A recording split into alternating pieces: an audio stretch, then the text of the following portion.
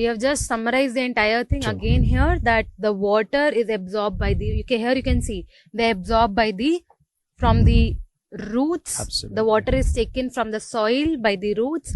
It is then transported to the leaf. Here the water is transported By with xylem. the tissue which is called as xylem. Absolutely. Here in the green colored leaf, you can see a pigment is present which is called as chlorophyll molecule. This chlorophyll molecule is responsible for the absorption of light. The light provides the energy, that is the photonic energy or the solar energy is given. This energy is absorbed by the chlorophyll molecule. Now with the help of this chlorophyll molecule as well as the light energy, the water which is absorbed from the soil by the roots and the carbon dioxide which is taken in from the atmosphere through the stomata by the leaves, it is converted into a complex molecule that is called as sugar. The most common sugar which is formed is the glucose molecule, and the oxygen is released as a byproduct through the stomatas into the atmosphere.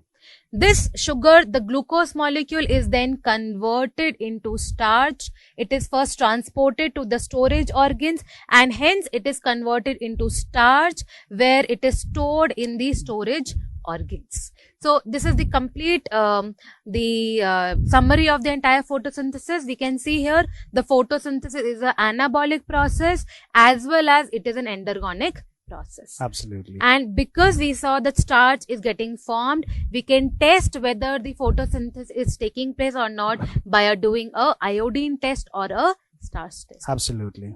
So here also, as madam said, the carbon dioxide is taken through the stomata by the leaves, all right, and water is taken through the roots. Please understand over here, carbon dioxide is mainly taken through the leaves, through the stomata, but the question is, if the carbon dioxide is released by a process known as respiration, as we are going to relate two process, photosynthesis and respiration. Respiration is energy releasing process, Right. where they will release energy. Along with the energy, they will also release Carbon dioxide. Absolutely. So these carbon dioxide are also synthesized within the leaf. Right. Those carbon dioxide is also utilized by the leaf. Right. If it is not enough, all right, then it will be taken from the atmosphere also. Right. Right. So, sir, we are telling that water and carbon dioxide, chlorophyll and light, all these are very important for photosynthesis. Absolutely. But how do we know? Were there any experiments done to prove it? Because we are just by saying that students won't believe us, right? True. So science always requires proof. So again, here also there were different experiments which were done by different scientists to prove that each one of them act as a raw material. So questioning is very important as far as science is concerned, and experiment proof, evidence has to be provided. So like madam has asked, whether light is required. So first thing is we'll see with the present day experiment, and then we'll go with some early experiment Right. to confirm this. Right. So this is an experiment to prove that light is essential for photosynthesis. Now this is a very common experiment you must have done in your lower classes also. We'll just recapitulate everything and discuss this experiment as well as see whether light is actually required for photosynthesis or not. So for this experiment, first of all, what we have to do, we have to take a destarched plant.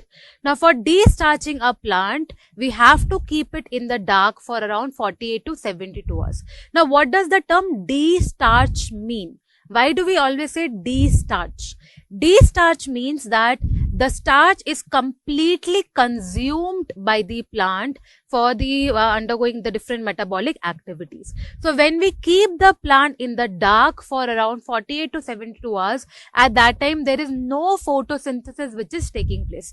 The plant is not producing any food, no carbohydrate is getting produced. So what does the plant do? It will start taking in the stored food for carrying out the metabolic activities, like for us also. When we are fasting, when we are not taking any food, so what the body does, the body will consume the fat stored inside the body. So the body, for metabolic activities, for producing energy, it will start oxidizing the fat. Same thing is happening in case of the plants also. So first we have to destarch the plant. So but why is it important? Like, why can't we simply take and see? So what happens over here, we want to prove light is required for photosynthesis. So we do an indirect experiment. We cannot directly see at our level, right, whether the chlorophyll is absorbing light energy or not. So what we do is we confirm whether light was involved in photosynthesis by checking whether starch is formed. So as the leaves already have starch, so like you rightly said, starch should be consumed by the plants first. And that is by keeping them undergoing fasting type. Right. So 48 to 72 hours, keeping it in a dark makes the plant to consume its stored food material. Right. So to avoid any false results, we basically have to do the destarch test. Destarching the plant. Okay. So for proving that the light is essential, what we do is that first of all, we take a destarch plant. In that plant, one leaf, what we do, we add a black strip to the leaf. So black strip is covered so that that part of the leaf does not receive light. Rest of the part will receive light. Right. So we take this leaf, we take this plant in which the leaf is there. The leaf is covered by black strip. You can see we have not covered the complete leaf. Very true. Only a part of the leaf is covered by the black strip. Now, whichever part is covered with the black strip, that part will not get any sunlight. So now we will keep this plant in the sun for a few hours for the photosynthesis to take place. After once we have kept the plant for photosynthesis in the sun for carrying out photosynthesis for a few hours. After that, what we'll do, we'll take this leaf. We'll plug this leaf. Right. And then this leaf will be inserted in boiling water.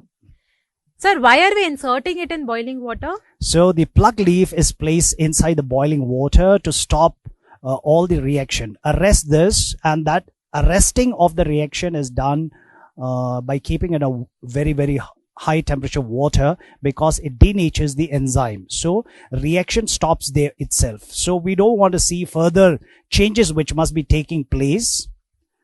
All right. So we place this in a boiling water to stop the reaction by denaturing the enzymes. Right. So basically the boiling water denatures the enzyme, as sir said. Why? Because all the enzymes work at a particular temperature and a particular pH. Correct. So when we insert it in boiling water, we are making the enzyme inactive, and you know all the metabolic activity in the living system is enzymatically controlled. So if the enzymes are not there, none of the metabolic activities will take place. Correct. So like madam said, the enzyme works in a range of temperature. If it goes beyond that range, the enzyme gets denatured and the reaction may not be taking place. Next thing we find over here is we are putting the same leaf after boiling in an alcohol. Right. So most common alcohol taken is the ethanol, and you can see we're heating the alcohol, right? Indirectly. Keeping in a water bath. Right. Sir, why not directly? Why are we keeping in the water bath? You will kill the experimenter. So here we don't keep the alcohol test tube directly on the burner, because alcohol is very inflammable. So it turns into vapor, and maybe these vapor comes in direct contact with the fire, then it catch fire. So there is always a risk, and we cannot regulate the temperature of this alcohol. So regulation can be done by looking at the temperature of this water in which the alcohol test tube is kept. Right.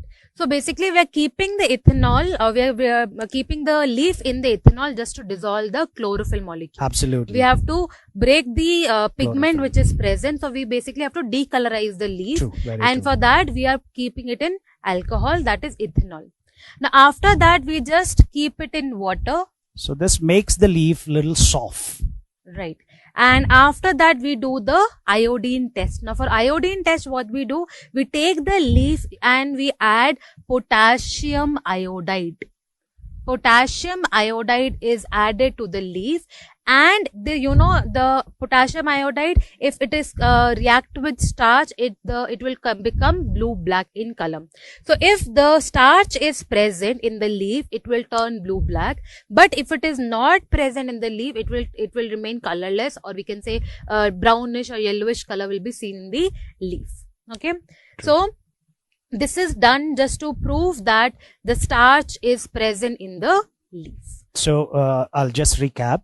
So madam said after the leaf is boiled in an alcohol, we dipped it in or rinse under the running water, Right. so that the leaf becomes a little soft. Once the leaf becomes soft, we bring it in the petri dish or any vessel in which we keep, and we add a potassium iodide solution. These potassium iodide solution gets trapped if there is a starch. Starch has a helical structure. To biomolecule, you will learn what is known as amylose, and other is known as amylopectin. These are more detailed once you go into biomolecule. Right. So if starch is formed, they will get trapped in these starch molecule, and color will be Blue black. blue black. All right, so our focus was with this leaf initially, a Right. part which is covered by a black strip of paper. Will they show the starch test, or what about the remaining part? Remaining part, as we know, we provide everything. That means photosynthesis must have done.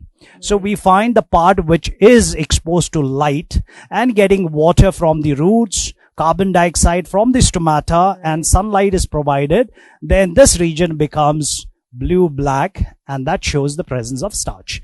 Presence of starch indicates that the photosynthesis has taken place. Photosynthesis has taken place. Whereas the yellow part, known blue part, is the region where there is no starch, indicates photosynthesis has not taken place. Right. So students, please remember this thing, because they generally ask this as a question. Now most commonly what they can do, they'll give you this leaf, they will put this black paper, and they can mark A and B, A, B and C. And then they can ask you what color will be formed in portion A, B and C. True. So whichever part is covered with the black paper, that part is not getting exposed to light. It is not getting sunlight. So because of that, there would be no photosynthesis. If no photosynthesis is taking place, that means no starch will be formed. And that part would be the one which will show a negative starch test, and it will not turn blue black. Whereas the other part, the exposed part which is there, they're getting everything. All the factors are available to them, and because of that, they will show a positive starch test. Absolutely. So this is an indirect experiment, because directly, if we say in presence of light, chlorophyll, carbon dioxide and water, it will be glucose. Here we are testing about the starch. Now let's see the next experiment. Is chlorophyll essential for photosynthesis? So we initially only we told that sunlight as well as chlorophyll, the chlorophyll is the pigment which absorbs the light, is essential for photosynthesis. So again, this is an indirect experiment just to prove that the chlorophyll molecule is essential for photosynthesis. Now for proving that, we always take a variegated leaves. Okay, so you will come across a term which is called as variegated. Now, what exactly is this variegated means? Variegated means a leaf in which some part is green. You can see this middle part is green, whereas the other part, the outer part, is yellowish in color. So what happens in this part here, the chlorophyll pigment is present, because chlorophyll is the one which gives green color to the leaf. And in this part, the chlorophyll will be absent. So such type of leaf is called as the variegated leaf. Now to see whether the chlorophyll is essential or not, we need to take these variegated leaf, then only we can prove that. Okay. So the steps remains the same. First we will take a destarch plant. We will, first destarching will keep the plant in the dark for around 48 to 72 hours. Then we will plug the variegated leaf. Okay, then we will again put it in before that we have to keep it in the sun Sunlight. for photosynthesis Few to occur hours, for yes. few hours, right? So if the photosynthesis occurs, after that we will plug the leaf, we will keep it in the boiling water, Yeah. right? Then we'll keep it in the boiling alcohol. we rinse it with the water, and then we will do a iodine test or the starch test. True.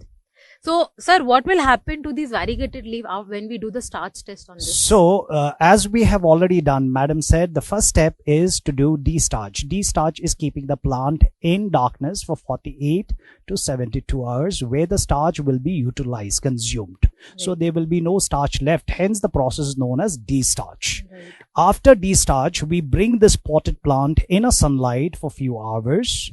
After doing this, keeping it in sunlight, here we are not covering it with a black strip, because we are checking about the pigment, not about the light. So once we keep this experiment set up in a light for few hours, then we plug the leaf, put it in a boiling water to arrest the metabolism. Then we remove this and remove the pigment, putting it in a alcohol, boiling alcohol. Then we will rinse it with the water so that leaves are make soft. And then we do iodine tests. So but obvious, if the region does not have chlorophyll pigment, then this region will not show starch tests. No starch tests. It will be negative. Whereas the region which was green will show the starch tests, positive starch tests. So we are having over here the picture where the starch tests in these yellow area are not colored. And whereas the green part has been colored with the blue-black, indicating that the photosynthesis takes place in the region where green pigments are there. Now the question is, sir, if at all we keep throughout the day, and then by the end of the day, if we do this variegated leaves experiment, then you will find starch is also present in these yellow part, because then the glucose gets transported to the region which is having deficit, and they get excess. They will also start storing for glucose in the form of starch. Hence, we have to keep for a fixed amount of time. So just to recapture everything, we saw that the green part of the leaf which contains the chlorophyll, only that part is showing the positive starch test. That means it will convert, it will turn blue-black when we add iodine to it. Whereas the yellow part where the chlorophyll was not present, it will show a negative starch test. It will not turn blue-black on the addition of iodine. Absolutely. So again, we can prove with this that the chlorophyll is essential for photosynthesis. It's a pigment which is responsible for absorption of the light, for absorbing the light energy. So we just saw that light is essential for photosynthesis. We can see the chlorophyll is essential for photosynthesis. Now see whether carbon dioxide is also essential for photosynthesis or not. True. Right. So in this experiment, we will see how to check whether carbon dioxide is essential for photosynthesis or not. Now again, the steps remains the same. First, we have to destarch the plant. Now, how to destarch? We have to keep it in the dark for around 48 to 72 hours. Then we transfer this plant into light for carrying out photosynthesis. Okay. Now, the process will remain the same. There would be a different thing that we will be doing is that we will insert this leaf into a bell jar or basically a glass bottle. Okay. Now, in this glass bottle, what will be there? The glass bottle will contain a solution of KOH, potassium hydroxide. Okay. Now, when we insert this leaf, you can see only half of the leaf is inserted. So, if I take this leaf, and if this leaf I have inserted into the jar, this part you can see is inserted into the jar. There would be a portion which is present in this cork, right? And this part is the one which is exposed to the light. So it will have three parts: A part, B part and C part. This C part is inside the bottle.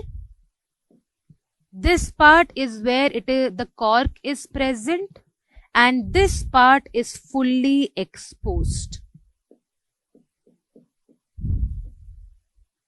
Okay. Now this KOH which is present, what is the function of this KOH?